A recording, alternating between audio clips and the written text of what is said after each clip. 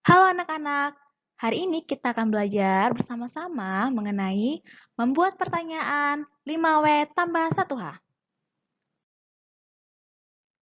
Kali ini kita akan membuat pertanyaan 5W tambah 1H dari informasi yang sudah kita dapat. Nah, anak-anak sudah mencari informasi mengenai keberagaman budaya di wilayah yang kalian masing-masing ya. Nah, kali ini kita ingin membuat pertanyaan 5W tambah 1H itu dari informasi yang kalian dapat. Di sini bukan kasih contoh. Nah, contoh dari ibu itu adalah wilayah Jogja. Nah, informasinya ini berisi nama rumah di wilayah Jogja yaitu Bangsa Kencono Kraton, di mana rumah tersebut berbentuk pendopo dan joglo.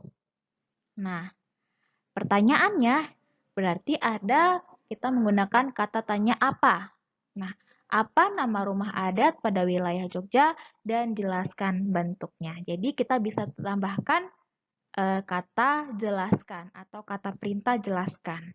Karena di sini informasinya ada menjelaskan bentuk rumah tersebut. Oke, sekarang informasi yang kedua itu berisi pakaian adat Jogja dapat digunakan pada saat hari-hari besar atau upacara adat. Pakaian adat Jogja yang dipakai oleh pria yaitu baju surjan yang digunakan bersama blankon dan kain jarik bermotif, sedangkan wanita yaitu kebaya yang dipakai bersama jari bermotif. Nah, berarti pertanyaannya ada kata tanya kapan dan juga kita buat kata tanya atau perintah jelaskan. Pertanyaannya seperti ini. Kapan pakaian adat Jogja dapat digunakan dan jelaskan bentuk pakaian adat Jogja untuk pria dan wanita? Karena informasinya berisi untuk kata tanya kapan dan juga menjelaskan bentuk pakaian adat tersebut. Oke, paham ya? Oke, informasi selanjutnya yaitu salah satu judul lagu daerah Jogja yaitu Suwe Ora Jamu. Liriknya seperti ini, Suwe Ora Jamu, Jamu Gedong Telo, Suwe Ora Ketemu, Ketemu Pisang Awe Gelo. Nah, pertanyaannya seperti apa? Kita bisa menggunakan kata tanya apa untuk menanyakan judul lagu daerah Jogja dan kita bisa gunakan kata perintah tuliskan. Jadi pertanyaannya seperti ini. Apa judul lagu daerah Jogja dan tuliskan liriknya. Jadi informasinya berisi judul lagunya dan liriknya. Oke, paham? Oke, informasi selanjutnya yaitu salah satu nama senjata tradisional Jogja yaitu wedung. Sejenis pisau dapur berukuran besar 20-30 cm dengan ujung yang runcing dan tajam, bagian tengah cembung dan meramping.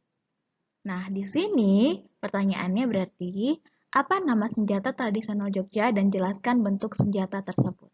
Nah, jadi kita bisa tanya apa nama senjata, karena dijelaskan namanya atau disebutkan namanya. Lalu dijelaskan juga bentuk senjata tersebut. Dan kita bisa minta atau buat pertanyaan dengan jelaskan bentuk senjata tersebut. Jadi pertanyaannya, apa nama senjata tradisional Jogja dan jelaskan bentuk senjata tersebut. Paham? Oke, informasi selanjutnya itu ada gamelan adalah gamel, artinya menabuh atau memukul beberapa alat musik berupa gendang, gambang, metalofon, dan gong secara bersamaan. Oke, pertanyaannya, apa nama alat musik tradisional Jogja dan bagaimana cara memainkan alat musik tradisional gamelan? Jadi kita bisa nanya nama alat musik dan bagaimana cara memainkannya.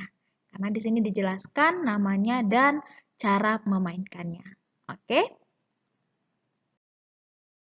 Lalu informasi selanjutnya itu ada siraman pusaka adalah adat istiadat dari wilayah Jogja.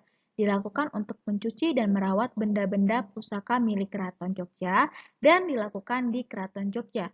Upacara ini dilakukan di bulan Suro pada hari Senin dan Jumat Kliwon. Benda yang dibersihkan yaitu keris, kereta kuda, dan tombak milik keraton. Masyarakat keraton mempercayai bahwa benda-benda ini memiliki kekuatan supranatural. Oke, di sini berarti beberapa informasi yang kita bisa buat pertanyaannya. Nah, yang pertama, bagaimana adat istiadat di wilayah Jogja dilakukan? Nah, berarti dilakukan dengan cara mencuci dan merawat benda-benda pusaka milik keraton, ya kan? Lalu di mana adat istiadat tersebut dilakukan? Nah, dilakukan di Keraton Jogja. Kapan adat istiadat tersebut dilakukan? Nah, dilakukan itu pada bulan Suro, pada hari Senin dan Jumat Kliwon. Siapa yang mempercayai benda memiliki kekuatan supranatural? Yaitu masyarakat keraton. Oke, paham? Lalu informasi selanjutnya, masyarakat Jogja menggunakan bahasa Jawa yaitu bahasa Jawa Ngoko dan bahasa Jawa Kerama. Bahasa Jawa Ngoko digunakan untuk berbicara pada seseorang yang seusia atau sudah dekat. Contohnya makan yaitu mangan. Lalu bahasa Jawa Krama atau bahasa Jawa halus digunakan untuk berbicara pada orang tua atau seseorang yang lebih tua. Contohnya makan itu dahar. Oke, pertanyaannya. Nah, pertanyaannya itu berarti kita bisa kata tanya bagaimana. Nah, bagaimana bahasa daerah Jogja digunakan dan tuliskan contoh kata dalam bahasa daerah tersebut. Oke. Nah, oke sekarang kita mau pindahkan informasi yang kita buat pertanyaannya ke dalam bentuk mind mapping. Nah, ini adalah contoh dari mind mapping berdasarkan pertanyaan-pertanyaan yang sudah kita buat dan jawabannya. Oke? Nah, mind mapping ini akan anak-anak buat pada formatif 2. Paham ya anak-anak? Jadi, perhatikan jawabannya dan jawab sesuai dengan pertanyaan yang sudah ada. Oke, paham? Oke, kita sudah selesai. Nah, kalian bisa mulai melatih diri kalian membuat pertanyaan dari informasi yang sudah kalian buat. Oke, paham anak-anak? Sampai jumpa.